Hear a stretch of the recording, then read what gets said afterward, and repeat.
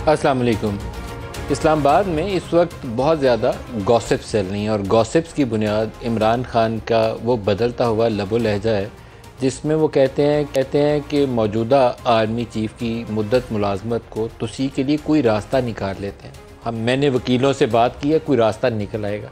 लफ्ज़ एक्सटेंशन इस्तेमाल करे बग़ैर एक्सटेंशन मांग रहे हैं, सिर्फ एक्सटेंशन का लफ्ज़ कहना नहीं चाहते, क्योंकि 29 नवंबर लास्ट वर्किंग डे है आर्मी चीफ़ का और उनके मतलब पब्लिकली एक स्टेटमेंट DGISPR जारी कर चुके हैं कि ये उनका लास्ट डे है, एक्सटेंशन लेने की कोई उनकी ख्वाहिश नहीं है। और जनरल बाजवा ख़ुद भी इसका इजहार कर चुके हैं माजी के अंदर कि वो एक्सटेंशन लेने का कोई इरादा नहीं रखते।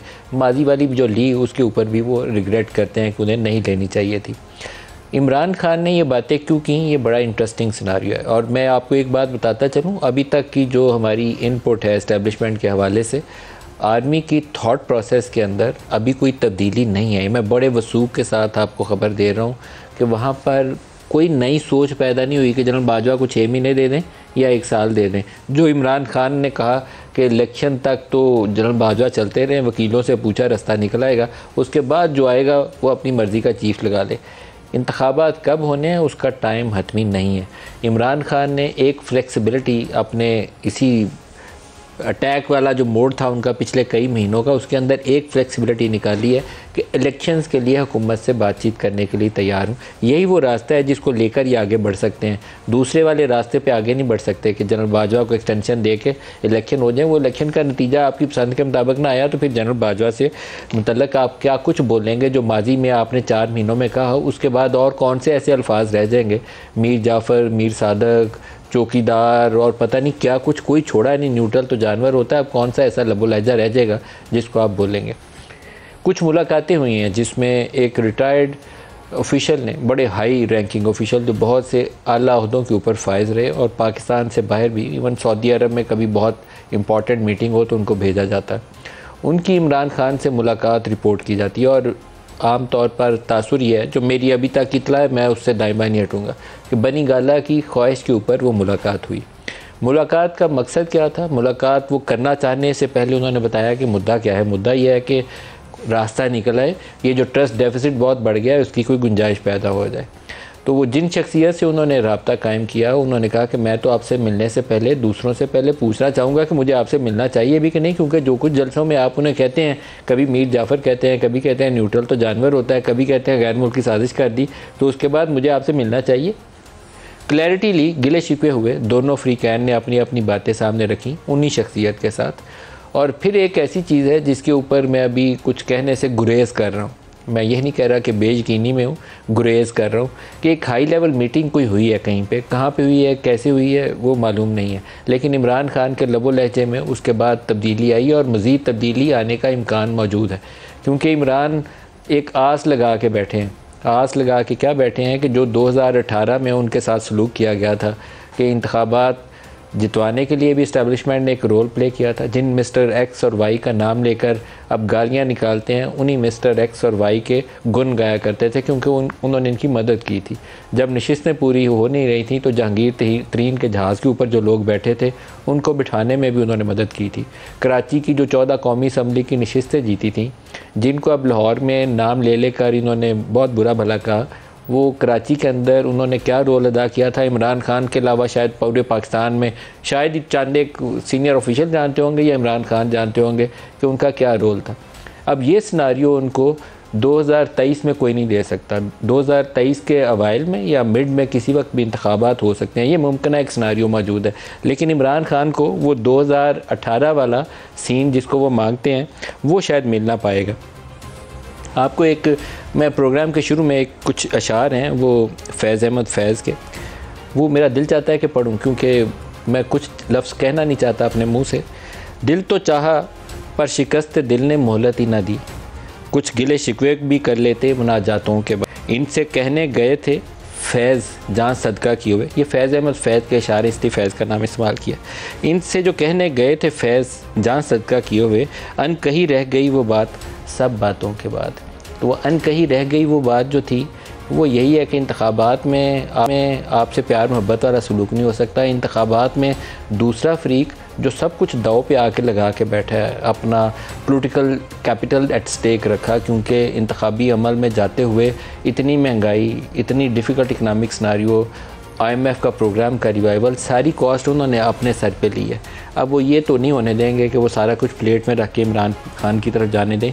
एक चीज़ के लिए दोनों फ्रीकैन को कोशिश करनी चाहिए, नून लीग को भी, पीपल्स पार्टी को भी और PTI को भी। वो है वो वोट की इज़्ज़त, जिसका नारा नून लीग लगाती थी कि वोट को इज़्ज़त दो, जिसका वोट हो उसी के डब्बे में जाए, किसी दूसरे के डब्बे से ना निकले। इसके ऊपर इनको बातचीत करनी पड़ेगी, आज नहीं तो कल इमरान खान को डिस्कस करना पड़ेगा, शहबाज से भी, जरदारी से भी। आज वो प्रेसिडेंट साहब के पास जाके बैठ जाएं या कहीं और बैठ जाएं। अभी वाली मीटिंग जहाँ जहाँ हुई है, मैं उन सारी चीज़ों को गोल कर रहा हूँ, लेकिन there is some back channel contact जो काम कर रहा है, और ये पाकिस्तान के मुफाद में इंशाल्लाह कोई रास्ता निकलेगा। अर्ली नेक्स्ट ईयर इलेक्शंस होने चाहिए, इसमें भी पाकिस्तान का मुफाद है। आर्मी चीफ़ की वक्त पे तैनाती होनी चाहिए और उसको नॉन कंट्रोवर्शियल रहना चाहिए। उसको मुझे मजबूरन इस टॉक शो का हिस्सा बनाना पड़ता है, इसलिए कि हमारे पॉलिटिकल लीडर्स उसके ऊपर बयानात देते हैं, उसके ऊपर कंट्रोवर्सी खड़ी करते हैं। तो बीइंग ए जर्नलिस्ट मेरा काम रिपोर्ट करना है, लेकिन उन तनाज़ात से बच के रिपोर्ट करना है। जो सीनियर मोस्ट हैं, 5 हैं, 4 हैं, 6 हैं, उन सारों में से प्राइम मिनिस्टर का इख्तियार है। मिनिस्ट्री ऑफ डिफेंस से समरी आती है, मिनिस्ट्री ऑफ डिफेंस एक समरी को मूव करती है और प्राइम मिनिस्टर उसको अप्रूव करते हैं। इसके ऊपर ना इमरान खान को तनाज़ा खड़ा करना चाहिए, ना इसके ऊपर शहबाज शरीफ को कोई दाएं बाएं होना चाहिए। कॉन्स्टिट्यूशनल तरीक़ाकार के ऐन मुताबिक मेरिट को, प्रोफेशनलिज्म को सामने रखते हुए मोस्ट डिज़र्विंग, मोस्ट कॉम्पिटेंट जो उनको नज़र आते हैं 3-4 की फहरिस्त के अंदर, जो उनकी जजमेंट में, क्योंकि फ़ाइनल जजमेंट प्राइम मिनिस्टर की है, उसका तकर्रुर करें, केयर टेकर सेटअप बनाएं और इलेक्शंस की तरफ चले जाएं। पाकिस्तान मुतहम्मिल नहीं हो सकता कि एक बहुत बड़ा फसाद जो है हम उसको और सामने 4 महीने के लिए खड़ा कर लें, जिससे हमारे पास निकलने के लिए रास्ता ना हो। ये सिनारियो है। मुलाकात किन 2-3 बड़ों की हुई वो मैं अभी बयान नहीं कर सकता। प्रोग्राम की तरफ आते हैं। आज जो हमारे साथ जनरल मोइनुद्दीन हैदर हैं, मारूफ डिफेंस एनालिस्ट, इन्हीं से प्रोग्राम का आगाज़ करूँगा। जनरल साहब, आपको खुश आमदीद भी कहता हूँ। इमरान खान का बयान हर गुज़रते दिन के साथ एक नई चीज़ सामने लेकर आता है। कभी वो कहते हैं कि जो बहुत ही मुहिब वतन हो उसको लगाना चाहिए, कभी कहते हैं कि मौजूदा को एक्सटेंशन दे लें और इंतखाबात करा लें, फिर नई हुकूमत आए वो लगा लें। फिर वो मीर जाफ़र, मीर सादक, गैर मुल्की झंडा, गैर मुल्की साजिश, अमरीकी इशारे के ऊपर यहाँ चोरों डाकों को बिठा दिया, वो सब चीज़ें भी हमारे सामने हैं। अभी आपको क्या नज़र आता है, सिनारियो क्या है? जी हाँ, उनके जो स्टेटमेंट्स हैं वो हमेशा न्यूज़ में रहते हैं, तो कंट्रोवर्सी की वजह से या जो अपना वो स्टांस फेस करते हैं उसकी वजह से he is always in the centre of जो है ना न्यूज़ हमेशा। दूसरी बात आपने सही कही कि पिछले चंद दिनों में उनके कोई स्टांस में, सोच में, और जो उन्होंने इरशादात किए हैं, बयानात दिए हैं, उसमें कुछ तब्दीली नज़र आ रही है। उसमें एग्रेशन कम है और मफाहमत का अंसर जो है वो ज़्यादा नज़र आता है, और वो बातचीत पे भी आमादा नज़र आते हैं जो मेजर इश्यूज़ के ऊपर। तो ये एक अच्छी खुशाइंद बात है कि कहीं पर किसी के साथ बैठ जाएं और तमाम चीज़ें तय करें। मैं इससे एग्री करता हूँ कि चीफ के अपॉइंटमेंट को हरगिज़ भी कंट्रोवर्शियल नहीं बनाना चाहिए। जो नाम चाहिए, 6 चाहिए, वो फेडरल गवर्नमेंट बता दे, वो GHQ डिफेंस मिनिस्ट्री के थ्रू भेज देगा विद देयर टोटल बायोडाटा। बाकी पॉलिटिकल लीडर्स जो हैं तो उनके सबके कोई ना कोई दोस्त है, कोई रिश्तेदार है, कोई रिटायर्ड है, कोई जानते हैं उनको, वो अपना डाटा भी इकट्ठा करते रहते हैं। वो खाली ISI IB की रिपोर्टों पर जो है वो नहीं करते इन्हिसार, वो अपने डाटा भी इकट्ठा करते हैं और अपने एंगल से भी देखते हैं।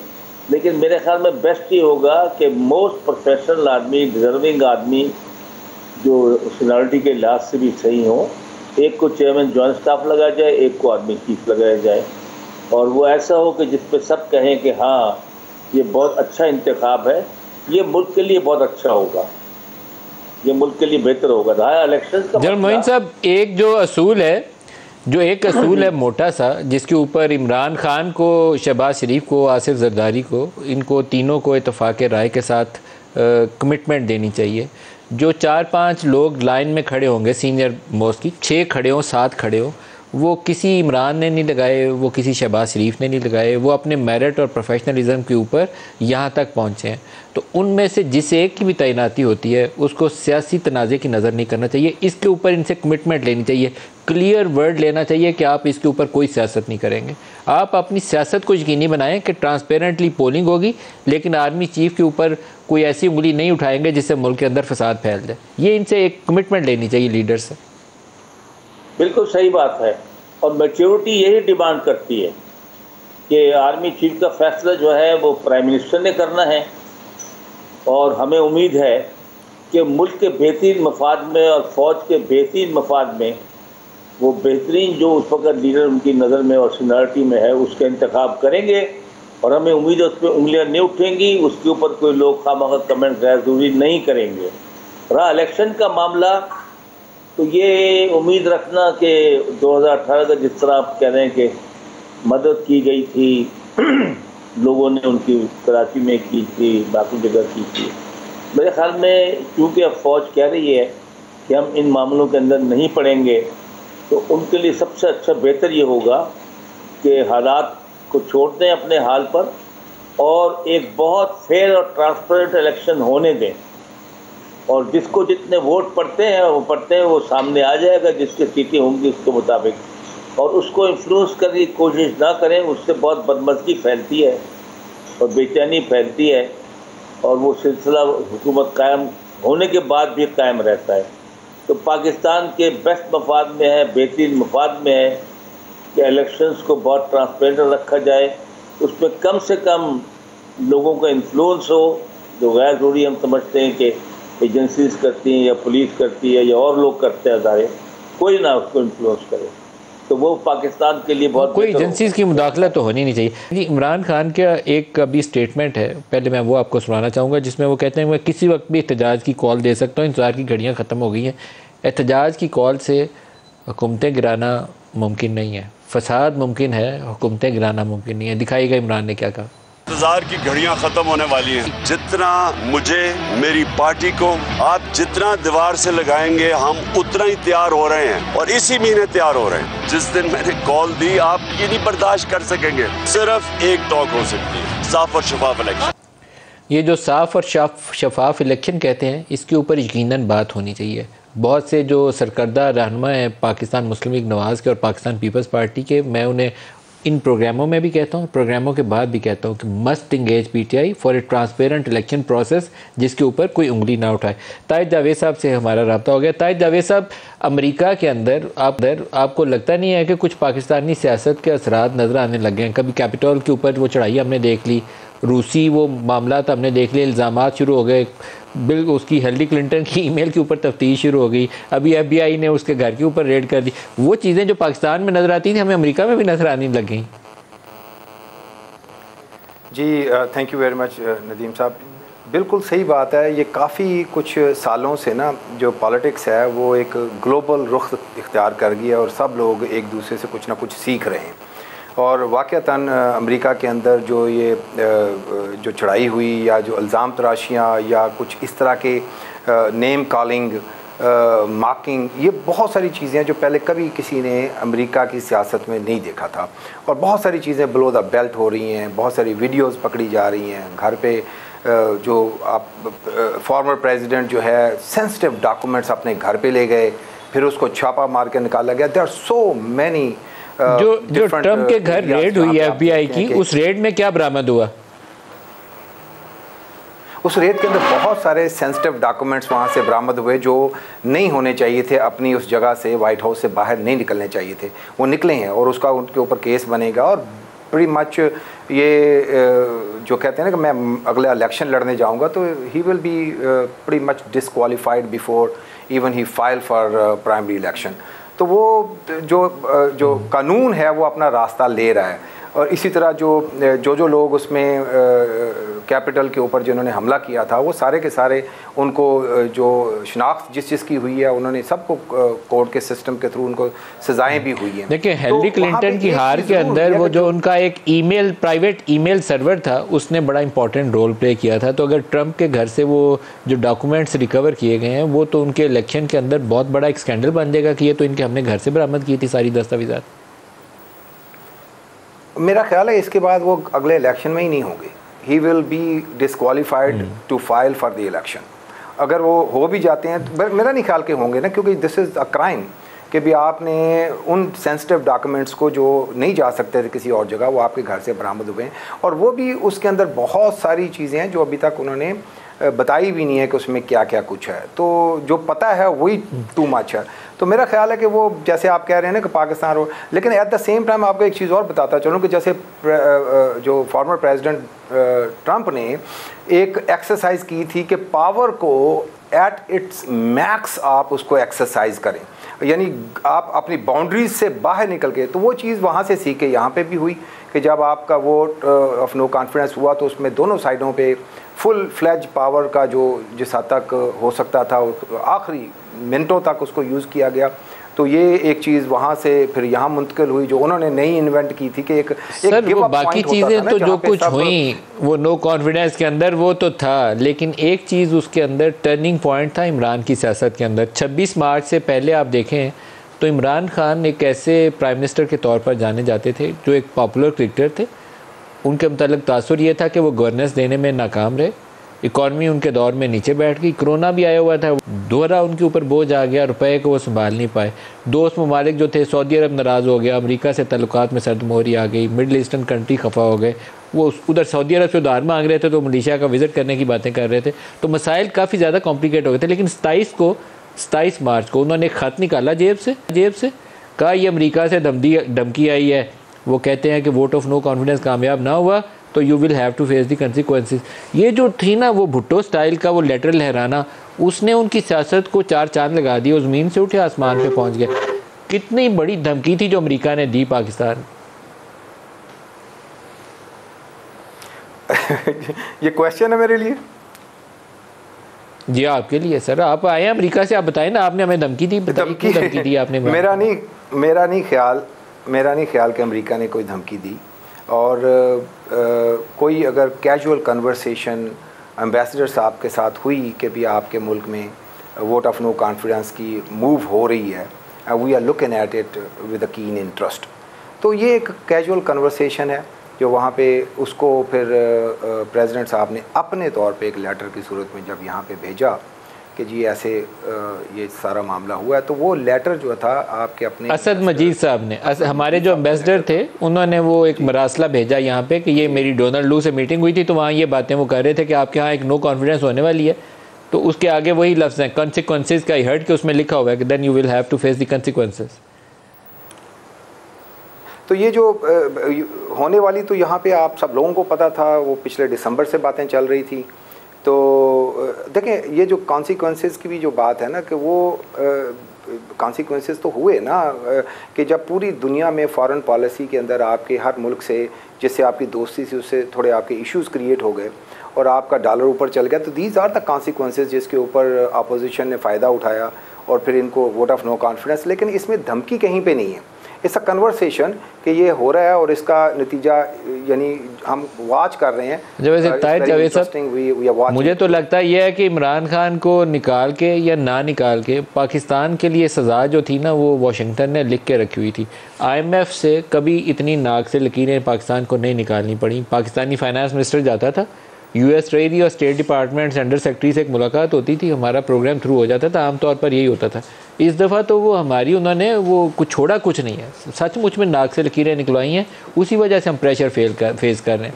सऊदी अरब UAE इनसे हमें बड़ी फ़राख दिलाना मदद मिल जाती थी, लेकिन ये जब वाशिंगटन का इशारा ना हो तो बड़े अफसोस के साथ हमारे भाई हैं, मुसलमान हैं, दिलों में हमारे बसते हैं, लेकिन वहाँ पे भी दबाव हो तो वो हाथ थोड़ा खींच लेते हैं। उसी वजह से हम रुपया आज 234-35 पे चला गया।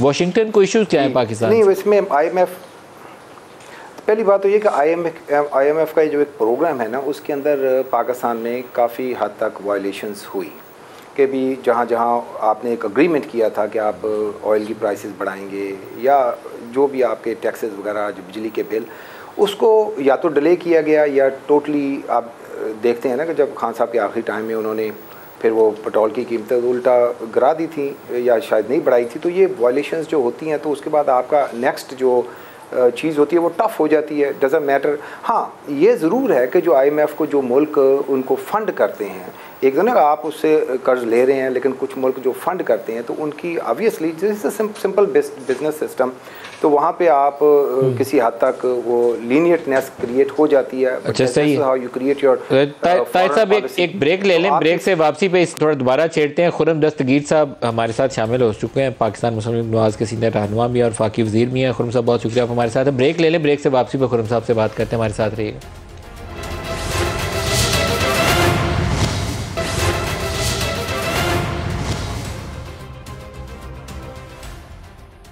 प्रोग्राम में दोबारा खुश आमदीद कहते हैं। खुर्रम दस्तगीर साहब, इमरान खान का बयान कि नए इंतखाबात तक जब तक नई हुकूमत नहीं बन जाती, चीफ़ को एक्सटेंशन देने का कोई तरीका निकाला जा सकता है?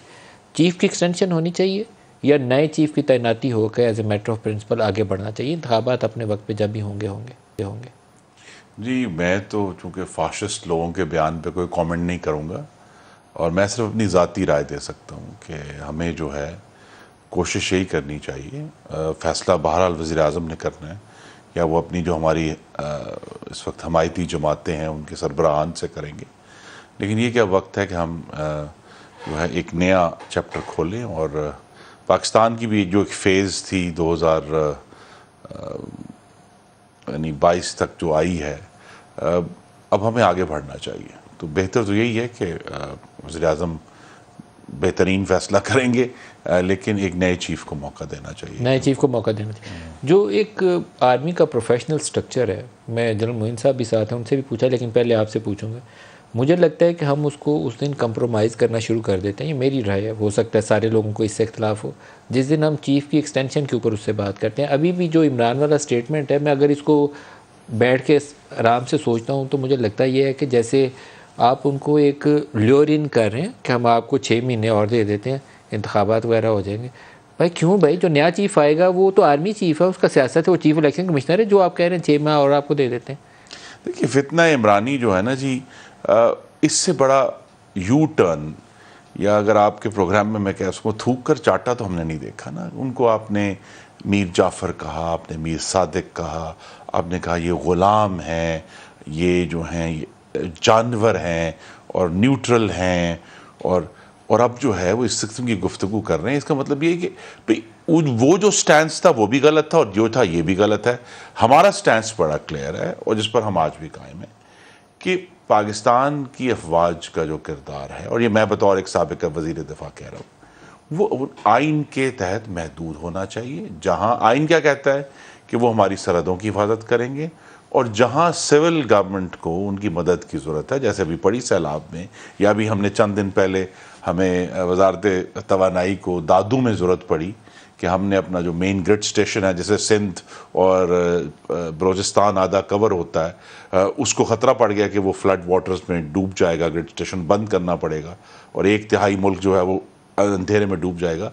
तो हमने फिर जब पहले अपने वसाइल से कोशिश की, रातों रात, ये हफ्ते की रात की बात है, और फिर जब हमें महसूस हुआ कि मामला हमें जल्दी करना है इसको रेले से पहले, तो फिर हमने जो वहाँ लोकल अफवाज है उनसे रब्ता किया और उन्होंने हमारी बहुत मदद की है इसको। और वो दादू का जो ग्रिड स्टेशन है आज वो महफूज है, जिसमें हमने भी अपनी पूरी कोशिश की, लेकिन अफवाज पाकिस्तान हमारी मदद को आई। जितनी कुदरती आफात हैं, आप लोकस्ट अटैक ले लें, कराची के अंदर पानी घुसाया था उसके लिए ले लें, कोरोना इतना बड़ा ऑपरेशन था उसमें ले लें, फ्लड्स में ले लें, अर्थक्वेक में ले लें, आर्मी आपकी इसलिए मदद कर सकती है कि they have a very organised professional structure. हम उसको क्यों ख़राब करना चाहते हैं सियासत में डाल के? जी, तो मैं यही कहता हूँ ना जी, उनका यही काम है। और चूँकि देखिए, एक तो है प्रोफेशनल स्ट्रक्चर, दूसरा ये कि उनकी मौजूदगी हर जगह पर मौजूद है और हिस्टोरिकली पाकिस्तान की रियासत ने अपने वसाइल जो हैं उन तक पहुँचाए हैं अपने मुल्क की हिफाजत के लिए, तो उनके पास वसाइल भी होते हैं। जिस तरह हमें एक्सकेवेटर्स चाहिए थे उन्होंने प्रोवाइड किए, और दादू का ग्रिड स्टेशन जो है वो अल्लाह के करम से महफूज रहा।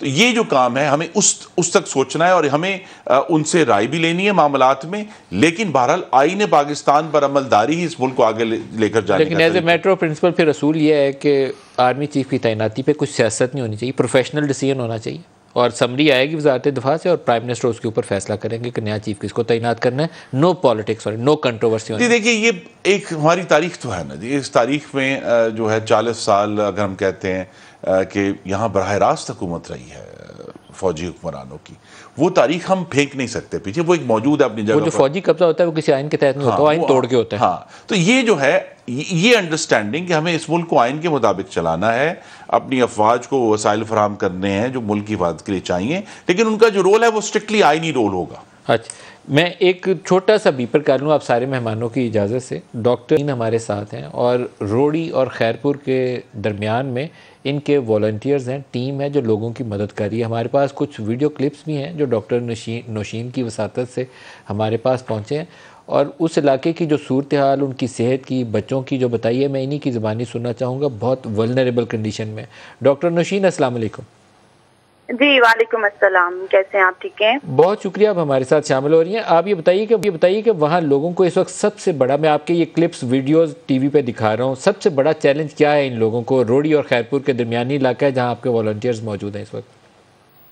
जी इसमें ये है नदीम साहब के, हमारा यहाँ पे लाहौर में एक छोटा सा हमने ग्रुप बनाया था, साहिबान के नाम से हम काम कर रहे हैं। ठीक है, डायरेक्ट इन लोगों पे आ जाए, इन लोगों को इस वक्त मसाइल क्या है वहाँ पर? जी जी, वही मैं आपको बता रही थी कि वहाँ पे लोकल मौजूद है, यानी हम ये नहीं कि मैं सिर्फ फोन के ऊपर बात कर रही हूँ आपसे, वहाँ पे जो लोकल मौजूद है हमारे मेंबर्स, उन्हीं की ज़बानी और ये वीडियो क्लिप्स हमें डायरेक्टली वो भेज रहे हैं। वहाँ पे इस वक्त जो सूरत हाल है वो ये है कि कुछ हामला खवातीन हैं जिनकी तादाद मुझे कम से कम 150 बताई गई है, जिनसे मैंने टेली मेडिसिन के तौर पे उनका मैंने राब्ता किया है, उनका इलाज भी किया है। कुछ लोगों को मैंने हॉस्पिटल भी रेफ़र किया जिनको हॉस्पिटल पहुंचने में बहुत मुश्किल हुई है। फिर आज जो इमरजेंसी सिचुएशन हुई है वो ये कि सुबह मुझे कॉल आई थी कि तकरीबन वहाँ पे 35 से 40 बच्चे हैं, जो ये गांव हैं 3 कांट्री, रोहल फकीर, कोटोहार, न्यू पिंड और ये गोट हैदर शाहानी, ये 4-5 इलाके हैं जहाँ पे 8 फुट पानी खड़ा है इस वक्त भी, और वहाँ पे सारे उनके घर जो हैं वो ज़ेरे आब हैं, पानी चारों तरफ है, उनके बाहर निकलने का कोई रास्ता नहीं है। और पानी जो है वो सैलाब ज़दा पानी है, सारा टॉक्सिक हो चुका है, सेप्सिस है, वहाँ पे स्किन इन्फेक्शंस बहुत ज़्यादा फैल रहे हैं जो आपने वीडियो क्लिप्स में मेरे देखे होंगे, और छोटे छोटे बच्चे हैं जो वो गंदा सैलाब का पानी पीने पे मजबूर हैं। यानी उनकी हालत वाकई ऐसी है कि आप अगर देखें, उनको अगर हम ये एडवाइस करते हैं कि आप पानी निथार लें तो उनके पास पहनने के कपड़े नहीं है, निथारेंगे कैसे? और ये गंदा पानी पीने से उसको किस किस्म के मसाइल हैं? क्योंकि आपसे मुझे पता चला कि उनके पेट फूल रहे हैं और उसको डायरिया टाइप मसाइल बहुत सीरियस किस्म के। डायरिया, हर घर हर बच्चे को डायरिया हुआ हुआ, बेलोटिंग यानी पेट फूल गए हैं, उनके पेट फूल गए हैं। स्किन इन्फेक्शन इतनी ज्यादा हैं कि जो बड़े भी अगर वो पानी में जा रहे हैं और उनसे रेस्क्यू बच्चों को कर रहे हैं तो उनके भी स्किन इन्फेक्शन हो रहे हैं, उनके छाले बन रहे हैं, पीप निकल रही है, और बच्चे जो हैं वही पानी पी पी के, माएँ और बच्चे जो हैं वो बीमार हो रहे हैं। इनके लिए अर्जेंट हेल्प यही है, मेरी कॉल यही थी कि इनको जाहिर है हम लोकल लोग नहीं कर पा रहे हैं, गवर्नमेंट के लेवल पे आपको अंदाजा है कि ये कितनी तादाद है? इन गांव में कितने लोग मौजूद हैं इस वक्त? तादाद कुछ ज़हन में है आपके? जी तकरीबन जो लोकल लोग बताते हैं कि सैलाब से पहले जो थे यहाँ तकरीबन 400 घर आबाद थे, जो कि जाहिर है कि अब जो है वो अब सैलाब के बाद की सूरत हाल तो हम इतनी काउंटिंग नहीं कर सकते, लेकिन फिलहाल अभी भी यहाँ पे तकरीबन 35-40 तो ये बच्चे हैं जिनको मैंने खुद टेली मेडिसिन पे सारा इलाज किया है और जिनको मैंने रेफर किया है, तो और 115 में प्रेग्नेंट खवातीन हैं जिनको अर्जेंट डिलीवरी की सहूलत और उनको चेकअप की सहूलत चाहिए। डॉक्टर नौशीन, मैं आपका बहुत शुक्रिया अदा करूंगा। जो ये प्रोग्राम हमारे वो इदारे देख रहे हैं जो लोगों को रेस्क्यू कर रहे हैं, एक तो मेरी उनसे दरख्वास्त है, NDMA वालों से दरख्वास्त है, बहुत सारी जगहों के ऊपर प्राइवेट अल खिदमत के सैलानी वालों के, अखुवत के लोग मदद को आगे आए हैं, वो अगर यहाँ इन इलाकों में काम कर सकते हैं तो आगे बढ़ें। खुर्रम साहब मेरे पास हैं, इनसे भी मैं दरख्वास्त करूँगा कि आइडेंटिफाई हमने किया है, मैं आपको डॉक्टर नौशीन का नंबर भी शेयर कर दूँगा जी ज़रूर। तो इन लोगों को रेस्क्यू करने के लिए जो भी मदद कर सकते हैं। ये एक बात जो आई थिंक नाजरीन तक मुश्किल तक पहुँचती है कि इस दफ़ा सैलाब जो है वो आसमान से आया है, वो दरिया से नहीं आया। तो बहुत सारे इलाकों में ऐसे इलाके जहाँ बारिश कम होती है वहाँ तो पूरा सिस्टम इस बात पर डिज़ाइन है कि पानी को बचा कर रखना, पानी बड़ा कीमती है। अब वहाँ पानी मुस्तकिल खड़ा हो गया है, अब वो या तो बुखारात बनकर उड़ेगा या जहाँ जहाँ भी कहीं ब्रीचेज आएंगे वो होगा। तो बहुत क्राइसिस ये है कि बहुत जो इलाके हैं उनका दरिया से कोई कनेक्शन नहीं है कि उनमें पानी जो है वो जो एक सिंध में और भी प्रॉब्लम आई है, सिंध से पानी निकलता है जाके, लेकिन वहाँ जो LBOD और RBOD का स्ट्रक्चर है ना वो that failed to work properly, उसके ऊपर हमें कुछ काम। तो वो ये है कि इस दफ़ा चूँकि बारिश एक्स्ट्रॉर्डिनरी हुई है और यहाँ इसलिए बहुत सारे गाँव में लोग फंसे हैं। आपने बहुत अच्छा किया कि आपने सबके सामने ये रख दिया और मुझे यकीन है कि सिंध गवर्नमेंट भी और वहाँ जो नेशनल भी और प्रोविंशियल दोनों डिज़ास्टर मैनेजमेंट के इदारे हैं वो इसको देखेंगे और जो हमारे भाई और बहनें मुश्किल में हैं उन तक कोई मदद पहुँचाएंगे, चाहे वो दवाइयाँ हैं, खैर और भी बहुत सारे जो खाने की चीज़ें हैं। 6.5 लाख प्रेग्नेंट ख़वातीन हैं जो इस वक्त पूरे पाकिस्तान में फ्लड से मुतासर इलाकों में मौजूद हैं। ताहिर जावेद साहब, जो जो पाकिस्तानी अमेरिका के अंदर सेटल्ड हैं या जो पाकिस्तानी यूरोप में सेटल्ड हैं, बड़े फ़राख दिली से वो इस मौके के ऊपर आगे बढ़ के मदद कर रहे हैं लोगों की। बहुत सी प्राइवेट यहाँ पे अदारे हैं, मैं उनका नाम लेके इसलिए तारीफ़ करता हूँ कि मुझे उनमें बहुत कमिटमेंट नज़र आई है। सैलानी वालों में, अलखिदमत वालों में, अखुवत वालों में, बहुत आगे से बहुत और भी होंगे, लेकिन ये मुझे लगा कि लोग बहुत रज़ाकार इनके तेज़ी से काम कर रहे हैं। लेकिन स्केल बहुत ही बड़ा है, बहुत बड़ा स्केल है। वो क्या करने की ज़रूरत है, बहुत बड़ा स्केल है। पूरी इंटरनेशनल दुनिया से मदद चाहिए हमें, इसके ऊपर फील्ड हॉस्पिटल्स चाहिए।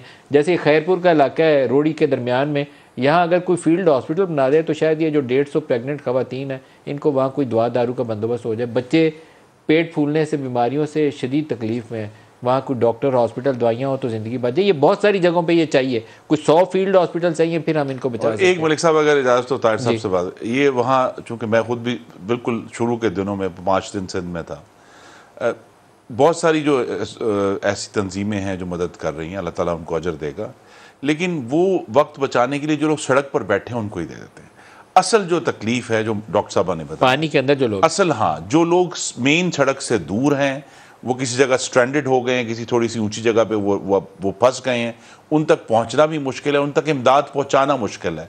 तो ये भी जो हमारा तजुर्बा है जो NDMA का और PDMA का, कि असल काम उन लोगों तक पहुंचना है जो सड़क पर नहीं है, जो सड़क से दूर है और स्ट्रैंडेड है। ताहिर साहब। जी सर, देखें जी, इन्होंने एस्टीमेट लगाया 12 बिलियन अमेरिकन डॉलर जो चाहिए इसको रिपेयर करने के लिए सारे काम को। अभी तक जो गैर मुल्की जो डायस्पोरा ने हेल्प की या कई मुल्कों से आई है उस सारे को टोटल भी कर लें तो मेरा ख्याल वे लेस दैन $1 बिलियन। तो बहुत बड़ा डेफिसिट है, इसको पूरा करने के लिए बहुत मेहनत करनी पड़ेगी और पूरी दुनिया को इन्वॉल्व करना पड़ेगा। ये पाकिस्तान की प्रॉब्लम थी नहीं, ये पूरे रीजन की प्रॉब्लम थी। चाइना, इंडिया, जो लोग भी जहाँ जहाँ भी आपके कोल फायर के इलेक्ट्रिक प्लांट चल रहे थे या कुछ और ऐसी चीज़ें जिनकी वजह से एनवायरनमेंट में तब्दीली आई है, तो सबको मिल के आगे। प्रॉब्लम ये है कि हमारी जो पॉलिटिकल डिवाइड है इस कंट्री के अंदर, उसके अंदर देखें, एक जो मौजूदा गवर्नमेंट है, रिगार्डलेस व्हाट, उसके ऊपर किसी को एतमाद है या नहीं है, ये काम तो उसी ने करना है और उसी के ही पीछे खड़ा होना पड़ेगा अल्टीमेटली सबको। तो मेरा ख्याल है ये टेबल पे बैठना चाहिए, इसके ऊपर फ़ौज को भी इनको बिठाना चाहिए, बिल्कुल सबके साथ मिल के बात करके कि आप इंटरनेशनल कम्युनिटी के अंदर टुगेदर एक ऐस करें कि आपका तो 10 गुना बड़ा आपको हेल्प चाहिए जिसकी बातें हो रही हैं। और वो अमेरिका में के अंदर $30 मिलियन हुआ, अमेरिका से 300-400 मिलियन बल्कि बिलियन डॉलर की हेल्प आनी चाहिए थी। पिछली दफ़ा 1.3 बिलियन की हेल्प आई थी। तो ये हमारे इंटरनल जो पाकिस्तान के इंटरनल सिचुएशन के अंदर जो ऐस्क है ना, वो एक तरफ से कि जी जो प्राइम मिनिस्टर साहब वो कोशिश कर रहे हैं, दूसरी तरफ प्राइम मिनिस्टर साहब को जो उनके ऊपर ट्रस्ट है उसके ऊपर इश्यूज़ खड़े किए जा रहे हैं। तो मैं समझता हूँ कि इस सैलाब के ऊपर सबको मिल के, देखिए ना, इमरान खान साहब ने बड़ी अच्छी बात की, उन्होंने अपनी कॉल की, लेकिन उनकी कॉल के ऊपर आप किसी कंट्री से तो एड नहीं आएगी ना, वो आपको तो डायस्पोरा से आएगी, वो जो आएगी वो है, आप उसको कहाँ तक खींच के ले जाएंगे? आप उसको बहुत ज़्यादा भी ले जाएंगे तो आप, मेरा ख्याल है कि 200-300 मिलियन, बल्कि वो भी नहीं जाएगी। आपको अल्टीमेटली यूएन से बहुत सारे बड़े बड़े अदारों के पीछे जाना पड़ेगा, but there is no other choice but everybody, for all these people जो आज फंसे हुए हैं। जो मेरा अपना एक एक्सपीरियंस है, मैं जब गया था दादू के इलाके के अंदर, I have seen that American politicians ने देखा है, मैं बड़ी दुख के साथ कहता हूँ कि 3 अमेरिकन पॉलिटिशियंस इतने 1000 मील दूर चल के आए, एक पॉलिटिशियन ने उनको दादू 7 के इलाके में, हैदराबाद के इलाके में वेलकम नहीं करा, किसी ने ऑफर नहीं किया कि हम आपके साथ चलते हैं। उसके बाद मैं फर्दर आपको बताऊं कि मैंने शाम को जब उनको बताया कि हम वहाँ पे थे, तो कहते आप हमें पहले बताते। नेक्स्ट डे एक और कांग्रेसमैन गया and I told some people कि वो जा रहे हैं, अगर किसी ने उनके साथ जाना है तो मुझे पता है कि उनके लिए हेलीकॉप्टर का अरेंज करने के लिए how much I had to work hard. तो ये बहुत बड़ा डिसकनेक्ट है पॉलिटिकल जो लीडरशिप के अंदर है। और फर्दर मैं आपको एक चीज़ बताऊं, जब इनको, मेरा नहीं ख्याल कि टॉप लीडरशिप को बातों की हद तक करते हैं, इनको एहसास भी है कि इतना बड़ा वहाँ पे डैमेज है। अगर हो तो इन सब के एटीट्यूड चेंज हो जाएं, इनकी आंखों में आंसू हों और ये एक टेबल पे बैठें और आपस में सर जोड़ के बोले कि व्हाट इज़ नेक्स्ट। खुर्रम साहब, अर्थक्वेक के बाद बहुत बड़ी तबाही थी, तो एक बहुत बड़ी इंटरनेशनल कॉन्फ्रेंस की गई, उसमें हमें सपोर्ट भी मिली और वो रिकन्स्ट्रक्शन एक बहुत बड़ा फेज़ था। अभी भी वो फेज़ से हमें गुजरना है, लोगों को फ्लड से बचाना है, बीमारियों से बचाना है, पानी से निकालना है, फिर ज़मीनें सारी बर्बाद हो गई, 9-10 अरब डॉलर की तो आपकी खड़ी फसलें चली गई।